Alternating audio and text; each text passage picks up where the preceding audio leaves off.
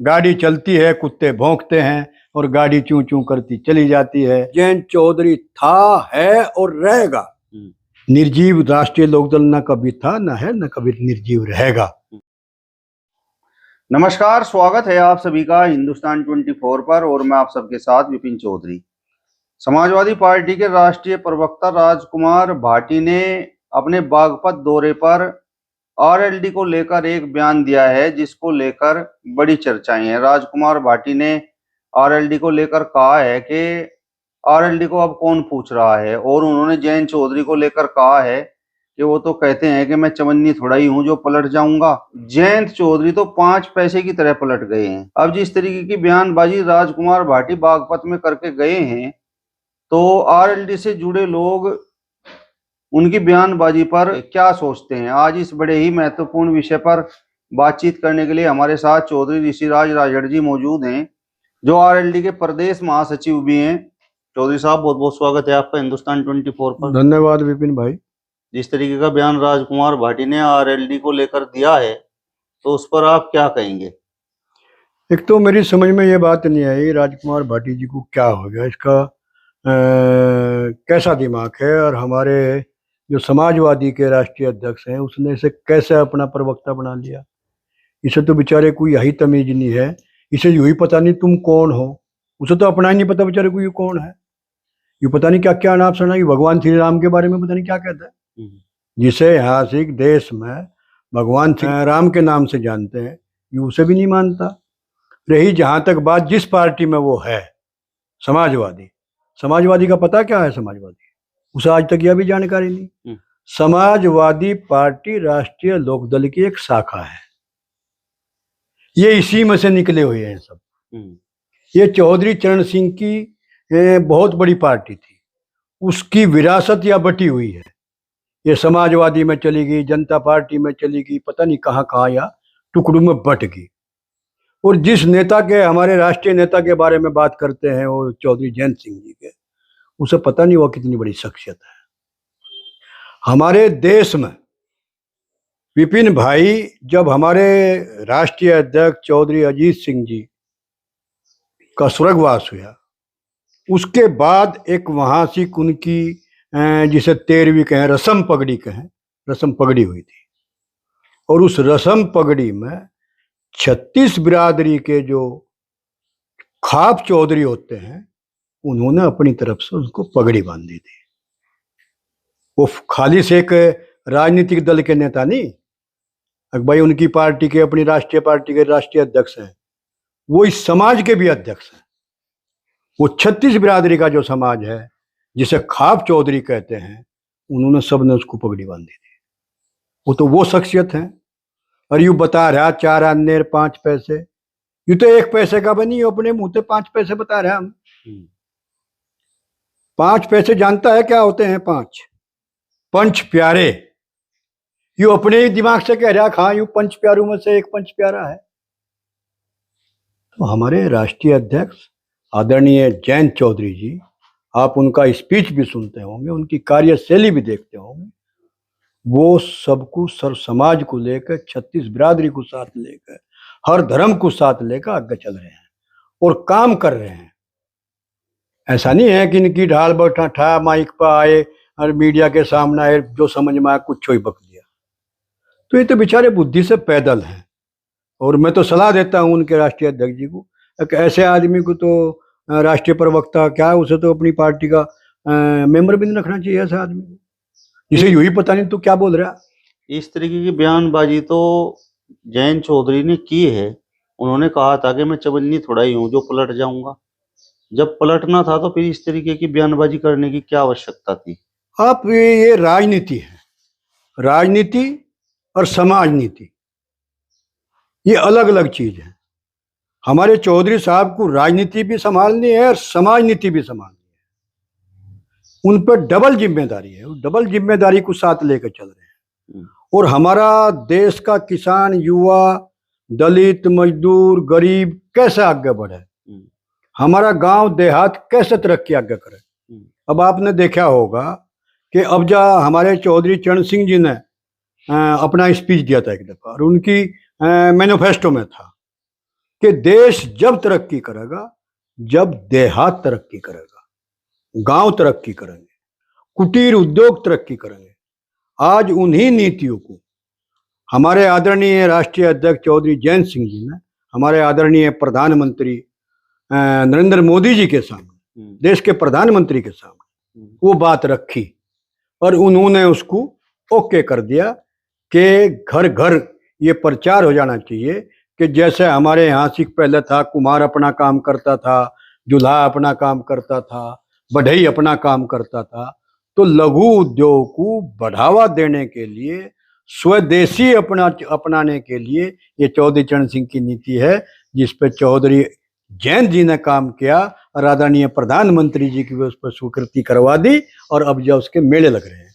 जयंत चौधरी अब भाजपा के साथ में हैं और भाजपा केंद्र में भी है और यहाँ प्रदेश में भी है, तो क्या किसानों का लाभ हुआ और क्या गरीब मजदूर जिसकी आप बात कर रहे हैं उसे क्या लाभ हुआ?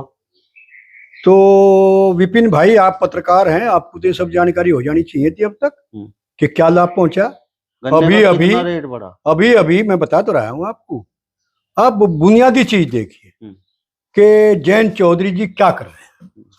आज मैं मानता हूं कि नौकरी सस्ते में और कहीं वैसे नहीं मिल रही, लेकिन इकलौते सांसद जयंत चौधरी इस देश में हैं जिन्होंने अपनी निधि युवाओं के स्वास्थ्य के लिए और उसके क्या नाम है दिमाग के डेवलप के लिए और आगे नौकरी के लिए वो पूरी निधि युवाओं को दे दी, उन्होंने उनको समर्पित कर दी।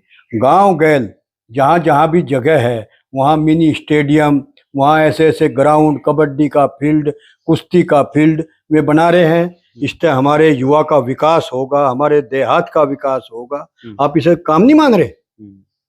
वो जड़ पर पकड़ते हैं, जड़ को पकड़ते हैं, वहीं से लेकर चलते हैं। जिसकी जड़ मजबूत होगी वही आगे चल के मजबूत होगा। आज हिंदुस्तान के युवा की जड़ मजबूत करने के लिए हमारे आदरणीय जयंत चौधरी जी तत्पर अड़े हुए हैं और आगे चले हुए हैं। कौशल विकास विभाग से आप यूं देखिए कि बस घूम रही है घर घर, जिसमें कंप्यूटर की शिक्षा दी जा रही फ्री में, जिसे हम कहीं दूर दूर जाके और उसका प्रशिक्षण लेते थे। और ये भारत सरकार के द्वारा दिया गया सर्टिफिकेट है जो दुनिया में मान्य होगा, और वो यहाँ से प्रदेश में भी मान्य नहीं। उसे लेने के लिए हम लोग पैसे भी देते थे, अपना बाहर अपना जाने में भी समय खोते थे, उसमें भी पैसा खोते थे। आज गांव तर गांव उन्होंने में कंप्यूटर की बस चलाई है और वहाँ हमारे बच्चे कंप्यूटर की शिक्षा ले रहे हैं और उनको बाकायदा उसका प्रमाण पत्र दिया जाएगा जो पूरी दुनिया में माना जाएगा। ये कर रहे हैं जयंत चौधरी। और अभी मैंने बताया कि कुटीर उद्योग, इसको बढ़ावा दिवा दिया जयंत चौधरी जी ने। अभी हमारे यहाँ से शामली में ले लो आप, राजकुमार भाटी ये भी बोल रहे हैं कि आरएलडी का जो कोर वोटर है वो भी अब आरएलडी को वोट नहीं करेगा, क्योंकि जो फैसला जयंत चौधरी का है, ये जो भाजपा के साथ हाथ मिलाया है, तो उससे वो कोर वोटर भी नाराज है। ये राजकुमार भाटी जी, मुझे ऐसा लग रहा है कि लोग राष्ट्रीय लोकदल को वोट देगा कल। इसे मजबूर होना पड़ेगा राष्ट्रीय लोकदल को वोट देने के लिए। काम ही इतने होते जा रहे हैं। हमारे जिले में ही भी वो विद्यालय कितना अच्छा काम हुआ, केंद्रीय विद्यालय हमारे जिले को सौगात मिली है, आदरणीय जयंत चौधरी जी के प्रयास से मिली है। आदरणीय हमारे प्रधानमंत्री जी ने उनकी बात को बल देते हुए हमें एक स्कूल दे दिया यहाँ से। क्या उससे तरक्की नहीं होगी हमारी? उससे हमारा समाज शिक्षित नहीं होगा? उससे हमारे समाज के युवाओं को बढ़ावा नहीं मिलेगा? तो आपने उठाई कि साहब अभी आप गन्ने का भी जिक्र कर रहे थे। जहाँ तक गन्ने की बात है, गन्ने के लिए आदरणीय हमारे जो योगी जी हैं, हमारे प्रदेश के मुख्यमंत्री जी हैं, उनसे उस बार उनके गन्ने के पेमेंट को लेके, गन्ने की कीमत को लेके मुलाकात चल रही है बराबर। उनको वो हमसे सुझाव मांग रहे, हम उन्हें सुझाव दे रहे, वे अपनी समस्या बता रहे कि इसमें क्या क्या समस्याएं हैं, उसका समाधान जल्द हो जाएगा। प्रयासरत तो हैं। क्या ये राजकुमार भाटी की पार्टी, इनका नेता कोई कहीं आया सड़क पे भाई गन्ने का भाव दे दो जी, या गन्ने का पेमेंट दे दो जी, या किसी को कहीं जायती हो रही, इस पे जायती क्यों हो रही जी?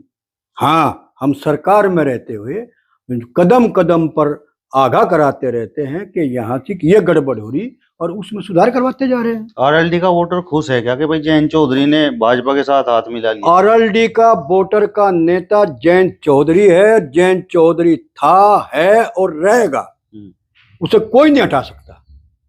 रही बात जहां तक ये कहते हैं कि भाई उनका तो वोटर छिटक गया जी, उनका तो फिर यू क्यों परेशान हो रहा? भाई यदि आरएलडी का वोटर छिटक गया तो ये परेशान कहीं को है? परेशान इसलिए है कि आरएलडी का वोटर भी मजबूत है। आप रोज इस पे अखबार में भी देखते होंगे, सोशल मीडिया पे भी देखते होंगे, हजारों हजारों आदमी रोज राष्ट्रीय लोकदल से जुड़ रहे, उसके सदस्य बन रहे। कहाँ छिटक गया वोटर इसका? और क्यों छिटकेगा इसका वोटर? कौन सा वोटर पे जाती होगी? अरे वोटर को तो मिलने लग रहा है। ये वोटर को ही नहीं मिल रहा। मिनी स्टेडियम, मिनी उद्योग, ये राष्ट्रीय लोकदल के वोटर ही तो हैं। वो चाहे किसी भी समाज का है, वो गरीब है, खास तौर से राष्ट्रीय लोकदल के साथ जो है वो अति पिछड़ा, दलित, मजबूर, वो सब इसके साथ है। राजकुमार भाटी इसलिए ये बात बोल रहे होंगे क्योंकि 2022 से पहले तो आरएलडी बिल्कुल निर्जीव थी, और जब समाजवादी पार्टी के साथ आरएलडी ने हाथ मिला लिया तो जो वोट समाजवादी पार्टी का था वो आरएलडी को मिला, तो विधायक बन गए और इसमें जान आ गई। किसने कहा आपको राष्ट्रीय लोकदल कभी निर्जीव हुआ? ये एमपी एमएलए बनने से ही जीव गल है। इनमें तो है एमपी एमएलए। समाजवादी में क्या दिया इन्होंने? वो दे रहे हैं। निर्जीव राष्ट्रीय लोकदल ना कभी था, ना है, ना कभी निर्जीव रहेगा। राष्ट्रीय लोकदल के तो 5 प्रदेशों में मुख्यमंत्री रहे। वह चौधरी चरण सिंह की विरासत ही तो बट रही। ये जो जहां जिस पार्टी में जाके बोल रहा है, इसे बोलने का हक भी तो चौधरी चरण सिंह ने दिया था। जिस पार्टी में जाकर बोल रहा है ये बात नहीं है, आरएलडी के गढ़ में बागपत में ये बात राजकुमार भाटी बोल कर गए हैं। तो रालोद के गढ़ में यही तो हमारी पार्टी की खूबी है कि यहाँ आके अपने विचार कोई भी रख सके, उस पर हम प्रतिबंध नहीं लगाते। लेकिन हाँ, उसको सब उसी निगाह से देखते हैं जैसा उसका बेचारे का दिमाग है। राष्ट्रीय लोकदल किसी को गाली नहीं देता, राष्ट्रीय लोकदल किसी का अपमान नहीं करता, राष्ट्रीय लोकदल सबका सम्मान करता है और सबको गले लगा के चलता है। और आज नहीं कल राजकुमार भाटी जी भी, उनका दिमाग सेंटर में आवेगा, उनका दिमाग काम करना शुरू कर देगा और वो आदरणीय हमारे चौधरी जैन जी को कहेंगे आप मेरे नेता हैं। दिखा दूंगा बहुत जल्द, दूर नहीं समय, आने वाला समय यहाँ से राष्ट्रीय लोकदल का ही है। 2027 में लगता है कि आरएलडी ठीक ठाक प्रदर्शन कर लेगी। आरएलडी, अरे हमारा गठबंधन है, ठीक ठाक बता रहे हैं आप। सरकार बनाओगे भाई। वोट कहाँ से आएगा? हाँ जी, हिंदुस्तान से। हम हिंदुस्तान में चुनाव लड़ेंगे। आरएलडी को वोट कौन करेगा? मैं बता तो रहा कि हिंदुस्तान में चुनाव लड़ेंगे हम। जाकर अमेरिका और इंग्लैंड में नहीं लड़ने के चुनाव, यही तो चुनाव लड़ेंगे, यहीं से हमें वोट मिलेगा, यही हमारा वोट है। भाजपाइयों ने आपका एक गाना तो बजने नहीं दिया। कौन का बजने नहीं दिया? और रोज बज रहा। जयंत चौधरी को जाना पड़ा वहां पे। कहाँ? जहां पर कार्यक्रम था। जहाँ कार्यक्रम था, एक कोई सिर फिरा है, उसने कहा भाई गाना नहीं बजने का। वो आदमी खराब था और उसे अगले दिन चौधरी साहब गए, गाना बजा और बीजेपी के भी और दूसरे समाज के भी, सब समाज के लोग उस गाने पर नाच रहे थे। कहाँ दिक्कत आई उसमें बताओ गाना बजने में? संगीत सोम जयंत चौधरी पर आरएलडी पर निशाना साधते रहते हैं। जो आरएलडी पे निशाना साधते हैं, मैं फिर दोबारा आपको कहता हूँ, वो नेता नहीं है। वो तो सस्ती लोकप्रियता हासिल करना चाहते हैं और उन्हें यूं पता नहीं कि इसमें तुम्हारा नुकसान हो रहा है। वो तो कट्टर भाजपाई हैं। कौन? जो इस तरीके से निशाना साधते हैं। वो उसे कट्टर कैसे कह देंगे आप? भाजपाई की नीति ऐसी है कि वे लोगों को गाली देते फिरे। कोई भाजपा भी उन लोगों को, ऐसा नहीं है कि ऐसे लोगों को कोई महत्व नहीं देती भाजपा। ठीक है, पढ़े हैं राष्ट्रीय भाजपा कैसे चाहेगी भाई ये लोग बकते फिरे खाम खा गलत? क्यों बकेंगे? हाँ, और ये तो दुनिया है, गाड़ी चलती है, कुत्ते भौंकते हैं और गाड़ी चूं चूं करती चली जाती है। तो दुनिया है, अच्छों को बुरा साबित करना दुनिया की पुरानी आदत है।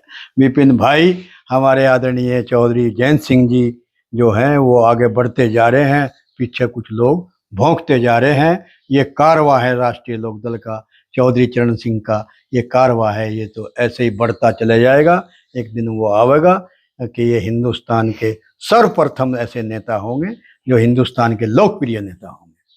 चलिए, तो आरएलडी नेता चौधरी ऋषिराज राजड़ जी को आपने सुना।